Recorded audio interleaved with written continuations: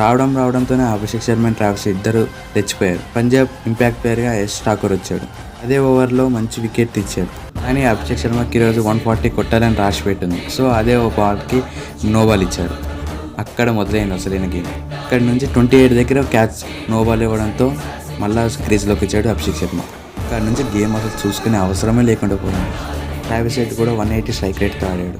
మనందరం అనుకుంటాం 180 అనేది చాలా తక్కువ strike rate. But Abhishek Sharma అంత మంచి ఫామ్లో ఉండడంతో మంచిగా మధ్యలో 4 and 6 కొడుతూ అభిషేక్ శర్మకి చాలా మంచి పార్ట్నర్షిప్ ఇచ్చాడు. వీళ్ళిద్దరు కలిసి ఏకంగా 177 పార్ట్నర్షిప్ క్రియేట్ చేశారు. 170+ రన్స్. మైండ్ బ్లోయింగ్ ఓపెనర్స్ అని మరొకసారి ప్రూవ్ చేశారు వీళ్ళు.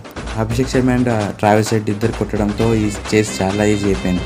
ఇంకొక 9 balls ఉండడంతో ఈజీగా గెలిచాం. అండ్ పంజాబ్ కెప్టెన్ శ్రేయస్ అయ్యర్ తను ఏ బౌలర్ని చేంజ్ చేస్తున్నా ఈజీగా రన్స్ వస్తున్నాయి. సో దీన్ని బట్టి మనం అర్థం చేసుకోవచ్చు మన ఓపెనర్స్ అయిన Travis head and Abhishek Sharma ఇలాంటి మంచి ఫామ్లో ఉన్నారు.